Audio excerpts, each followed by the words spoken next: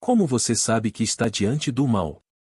Não é como se uma nuvem escura aparecesse e a sala de repente ficasse gelada. Não é como se uma música sinistra começasse a tocar do nada e servisse como um aviso. Então, como um filho de Deus sabe quando está diante do mal? Bem, pode haver um desconforto dentro de você. Você sentirá um forte impulso do Espírito Santo e saberá que está no lugar errado. Mas e quando o mal é mais sutil? Digamos que não seja tanto a atmosfera ou o lugar, mas sim como você percebe o mal dentro de uma pessoa. Como nós, cristãos, podemos perceber alguns sinais que nos indicam se outra pessoa com quem nos associamos está sendo influenciada por um espírito demoníaco ou impuro. Realmente, você precisa estar no Senhor para perceber isso, pois não é óbvio para o olho nu. Todo mundo parece normal e apresentável por fora.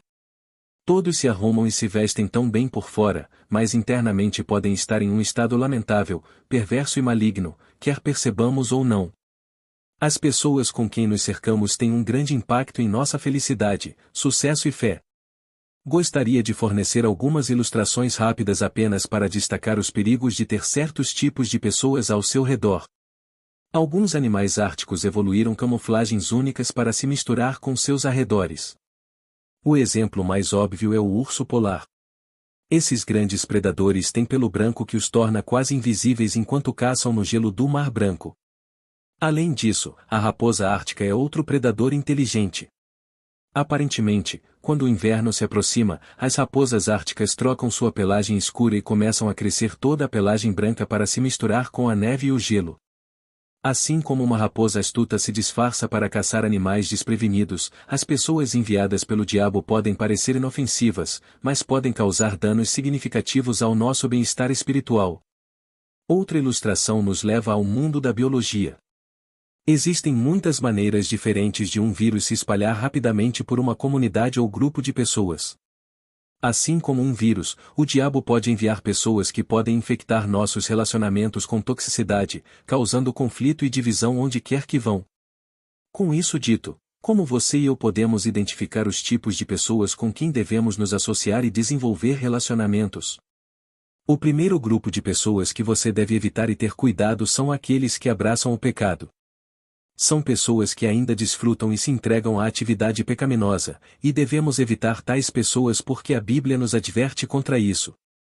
A tradução ampliada de 1 Coríntios 5:1 diz: Mas, na verdade, escrevi a vocês que não se associem com qualquer irmão chamado cristão, se ele for sexualmente imoral, ganancioso, ou for um idólatra dedicado a algo que substitui Deus, ou for um caluniador que insulta ou difama ou abusa verbalmente dos outros, ou for um bêbado ou um trapaceiro. Não devem sequer comer com tal pessoa.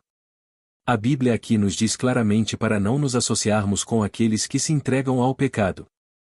Há uma clara diferença entre alguém que está lutando contra o pecado e alguém que se entrega ao pecado. Para aqueles que se entregam ao pecado, a Bíblia nos instrui a evitar tal pessoa e nem mesmo comer com ela. Acredito que a Bíblia nos avise tão explicitamente sobre pessoas pecadoras como essas porque elas podem muito bem nos oferecer um pouco do que estão desfrutando. Outro tipo de pessoa que devemos evitar é descrito em Provérbios 24:1 e 2, e não tenha inveja dos homens maus, nem deseje estar com eles, pois o coração deles planeja violência, e seus lábios falam de problemas. Gosto que a Bíblia use a palavra o desejo, porque podemos e provavelmente já desejamos estar com um certo grupo de pessoas ou nos encaixar em um certo círculo. Mas a Bíblia está dizendo que se essas pessoas são más, não tenha desejo de estar com elas. E você pode estar se perguntando o que exatamente estou classificando como mal. O pecado é mau aos olhos de Deus, é por isso que somos claramente avisados de que não devemos invejar a riqueza dos ímpios ou desejar sua companhia.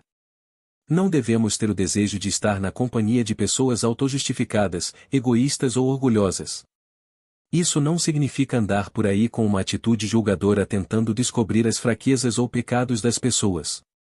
Não, isso simplesmente significa estar atento e ser cuidadoso com essas pessoas. Como filho de Deus, você deve saber que a má companhia corrompe bons costumes, então você deve tomar todas as medidas para não se expor a pessoas que podem potencialmente perturbar sua caminhada com Deus. Outro grupo de pessoas que você deve evitar a todo custo são aqueles com um espírito religioso. Um espírito religioso é um espírito demoníaco que influencia uma pessoa a substituir um relacionamento genuíno com o Senhor por obras próprias. Nunca devemos fechar os olhos para esse tipo de pessoa porque eles são um perigo para nossa fé. Alguém com um espírito religioso está tão focado e preocupado com as regras, os sistemas e como as coisas devem ser feitas que se esquece do principal, que é o próprio Senhor. Um espírito religioso endurece o coração das pessoas contra Deus, e precisamos estar cientes de suas influências sutis. Segundo Timóteo 3, 4, 5 nos diz que nos últimos dias, os homens serão traiçoeiros, imprudentes, cheios de si, amantes do prazer mais do que amantes de Deus, tendo a aparência de piedade, mas negando o seu poder. Devemos evitar essas pessoas, qualquer um com a aparência de piedade você deve evitar. Ao dizer tudo isso, de forma alguma estou dizendo para você evitar, repreender e condenar completamente essas pessoas. Isso não é verdade.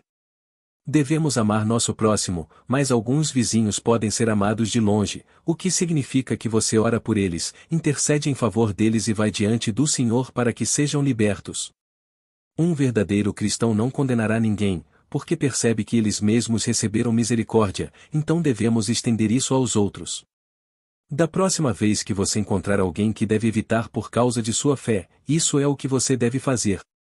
A primeira coisa que você deve fazer é passar o mínimo de tempo possível com eles.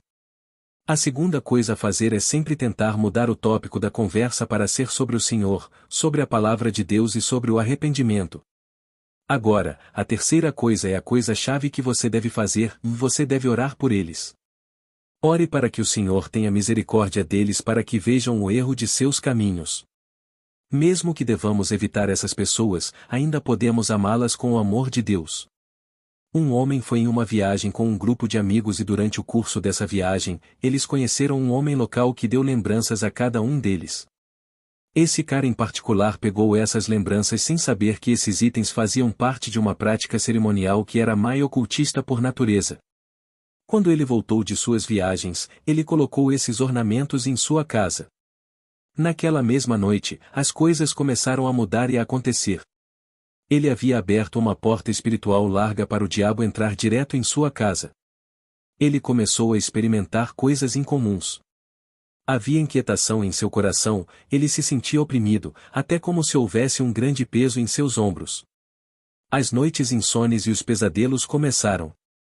Ele se tornou um homem cheio de medo, com medo de tudo e de qualquer coisa. Ele começou a experimentar todo tipo de coisa que não era do Senhor, simplesmente por falta de conhecimento e falta de vigilância, uma combinação que o deixou espiritualmente aberto. Então ele confidenciou em seu pai, que trouxe o pastor para sua casa. Durante a conversa com este pastor e seu pai, os ornamentos chamaram a atenção do pastor. De onde vieram esses itens? Ele explicou que eram um presente de um local enquanto estava em suas viagens. Você perguntou o que eram esses itens? Ele balançou a cabeça. Você sabe alguma coisa sobre o homem que lhe deu essas coisas? Ele balançou a cabeça novamente. O pastor agora pegou os itens e disse: precisamos queimar essas coisas. Isso é a causa de toda a inquietação que você está experimentando. Você, meu filho, tem sido alvo de um ataque espiritual. Então eles começaram um fogo e jogaram os itens. 10 minutos se passaram, 20 minutos se passaram, e esses itens não estavam queimando. Eles adicionaram um pouco mais de combustível e deram mais 10 minutos. Nada. Nenhum sinal de que essas coisas estavam queimando. Então, tanto o pastor quanto o pai começaram a orar e louvar o nome do Senhor. Eles começaram a invocar o nome de Jesus, a falar sobre o sangue, a falar a palavra de Deus, e essas coisas começaram a derreter e queimar. A lição aqui é que você deve ter cuidado com qualquer item ou coisa que aceite como presente. A Bíblia nos conta uma história interessante que nos ensina sobre as potenciais consequências espirituais de aceitar objetos e coisas. Em Josué 7, a história de um homem chamado Acã. Veja como aconteceu. Josué enviou alguns de seus homens de Jericó para espionar a cidade de Ai. Quando eles retornaram, disseram a Josué que não havia necessidade de todos irem lá, pois não levaria mais do que 2 ou 3 mil homens para atacar Ai, já que havia tão poucos deles. Cerca de 3.000 guerreiros foram enviados, mas foram derrotados. Os homens de Ai perseguiram os israelitas desde a porta da cidade até as pedreiras, e mataram cerca de 36 que estavam em retirada pela encosta. Os israelitas ficaram paralisados de medo diante desse acontecimento, e sua coragem se esvaiu. Josué e os anciãos de Israel rasgaram suas roupas em desespero, jogaram poeira sobre suas cabeças e se curvaram com o rosto no chão diante da arca do Senhor até a tarde. Então Josué clamou: Vós soberano Senhor, por que nos trouxeste através do rio Jordão se vais permitir que os amorreus nos matem? Josué sabia que algo havia dado terrivelmente errado. Eles acabaram de derrubar os muros de Jericó e, além disso, Deus havia prometido estar com eles onde quer que fossem. Mas de alguma forma, parecia que eles haviam perdido o rumo. Neste ponto da história, somente Deus conhece a verdadeira explicação. Depois que Josué orou, aqui está a resposta de Deus: levante-se. Por que você está deitado com o rosto assim? Israel pecou e quebrou minha aliança. Eles roubaram algumas das coisas que ordenei que fossem separadas para mim, e não apenas as roubaram, mas mentiram a respeito disso e esconderam as coisas entre seus próprios pertences. É por isso que os israelitas estão fugindo de seus inimigos em derrota, porque agora Israel em si foi separado para destruição. Não ficarei mais com vocês, a menos que destruam as coisas entre vocês que foram separadas para destruição. Levante-se. Comande o povo a se purificar em preparação para amanhã, pois isso é o que o Senhor, o Deus de Israel, diz: e entre vocês, ó Israel, estão coisas separadas para o Senhor. Vocês nunca derrotarão seus inimigos até que removam essas coisas do meio de vocês. De manhã, vocês devem se apresentar por tribos, e o Senhor apontará a tribo a qual pertence o homem culpado. Essa tribo deve se apresentar com suas famílias, e o Senhor apontará a família culpada. Finalmente, cada membro da família culpada deve se apresentar um por um. Aquele que roubou o que foi separado para a destruição será ele mesmo queimado com fogo, junto com tudo o que tem, pois ele quebrou a aliança do Senhor e fez uma coisa horrível em Israel. Quando a manhã chegou, foi revelado que Acã havia roubado uma bela roupa, 200 moedas de prata e uma barra de ouro que pesava mais de 1 quilograma. Acã era um dos soldados da tribo de Judá que participou da batalha de Jericó. Acã pegou algumas coisas para si mesmo, mesmo que Josué tivesse ordenado que todos ficassem longe de qualquer coisa pertencente a Jericó. Tudo isso estava amaldiçoado. A ganância de Acã levou à derrota de Israel em Ai. A história de Acã termina tragicamente, porque Josué e todos os israelitas levaram Acã, a prata, a roupa, a barra de ouro, seus filhos, filhas, gado, jumentos, ovelhas, cabras, tende tudo o que tinha, e os levaram para o vale de Acã. E os apedrejaram. A Bíblia nos diz que eles amontoaram uma grande pilha de pedras sobre Acã, que permanece até hoje. É por isso que o lugar tem sido chamado de Vale do Problema desde então. O Senhor não estava mais irado. A partir desta história, devemos estar cientes de que Acã pegou itens que estavam amaldiçoados, e isso resultou em consequências devastadoras. O julgamento de Deus caiu sobre a nação por causa do pecado de Acã. Os versículos de 2 a 5 descrevem a batalha e a derrota de Israel. Cerca de 36 soldados israelitas perderam a vida desnecessariamente em uma batalha que deveria ter sido fácil, mas se tornou uma derrota amarga. A Bíblia diz que meu povo perece por falta de conhecimento. Não esteja na categoria de pessoas que perecem por falta de conhecimento. Uma falta de conhecimento de que se você der ao diabo uma polegada, ele vai levar uma milha. Uma falta de conhecimento de que o diabo se veste como algo inofensivo. Não pode haver nada de errado com uma lembrança. Não há nada de errado em aceitar um presente de alguém enquanto viaja pelo mundo. Seja vigilante, homem de Deus, seja vigilante, mulher de Deus. Você sabe de onde veio aquele objeto, aquela lembrança? Você sabe que espírito, que atmosfera ou o que está convidando para sua casa quando assiste a esse filme? Deuteronômio 6:9 diz: E estes mandamentos que hoje te dou estarão no teu coração, você os ensinará diligentemente a seus filhos, e falará deles quando estiver sentado em casa e quando estiver andando pelo caminho, quando se deitar e quando se levantar. Você os amarrará como sinal em sua mão, e eles serão como frontais entre os seus olhos. Você os escreverá nos batentes das portas de sua casa e em seus portões. Neste trecho, Deus instrui os filhos de Israel a manterem a palavra de Deus em um papel proeminente no lar. Agora, a casa desempenha um papel integral na vida do crente. Como cristãos, nossas casas devem ser, elas precisam ser casas onde o nome de Deus, a presença de Deus, estejam sempre presentes. A casa deve ser um santuário, um lugar santo. Deve ser um lugar de paz, serenidade e alegria. Deve ser um lugar onde a palavra de Deus é elevada e vivida. Agora, tudo isso é bom e bom para eu dizer, mas em um sentido prático, se a casa é de fato um santuário, se a nossa casa é um lugar onde a presença de Deus deve habitar, então não devemos permitir certas atividades, práticas e formas de entretenimento em casa. Eu vos sugiro que devemos ser mais vigilantes com as coisas que permitimos em nossas casas. Precisamos estar cientes de que, assim como fechamos e trancamos as portas físicas de nossas casas, precisamos fazer o mesmo espiritualmente. Há um velho ditado: quando chove, é uma tempestade. Você já se sentiu assim? Você já sentiu que há algo acontecendo em sua vida e é mais profundo do que seus olhos podem ver? Você já sentiu que há algo acontecendo em sua família ou em sua casa que não parece natural, como se houvesse alguma outra força em ação? Porque é uma coisa após a outra, é um ataque após o outro, é uma batalha após a outra. De outra perspectiva, você já sentiu que quando as coisas estão indo mal em casa, tendem a afetar outras áreas da vida? É como se algo estivesse acontecendo com seus filhos em casa e isso afetasse seu trabalho ou quando algo está acontecendo em seu casamento e afeta sua interação com seus filhos.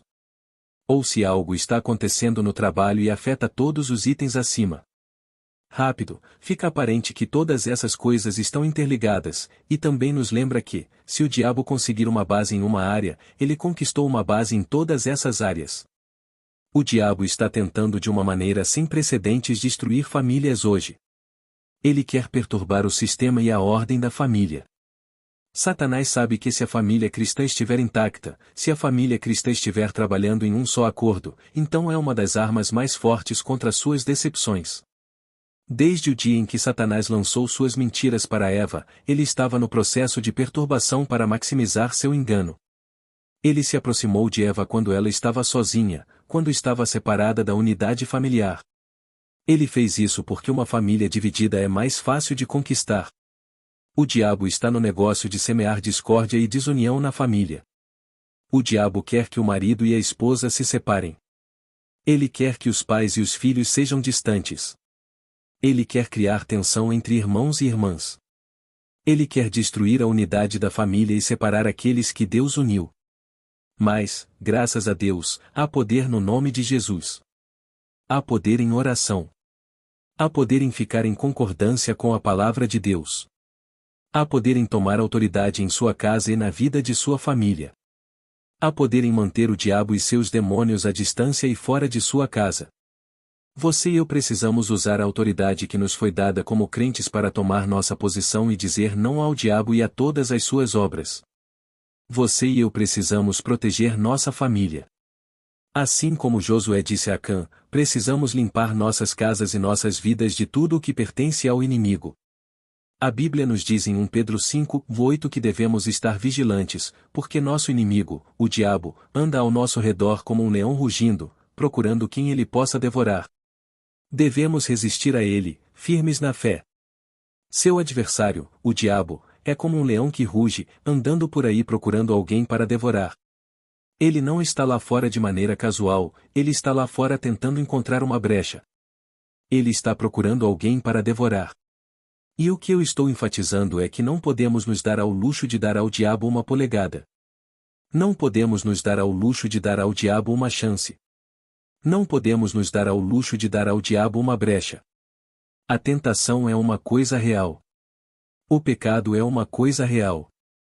O diabo é uma coisa real. E se não tomarmos cuidado, se não estivermos vigilantes, se não resistirmos ao diabo, ele nos devorará.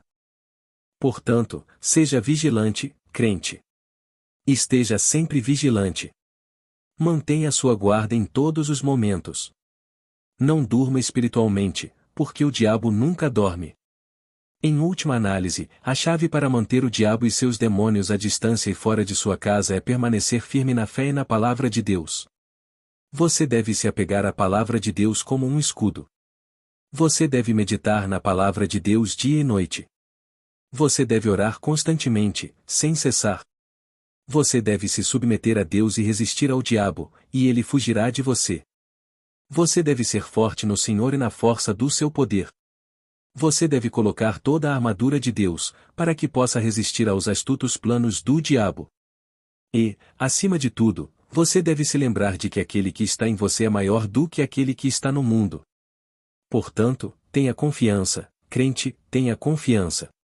O Senhor está do seu lado, e com Ele ao seu lado, quem pode estar contra você?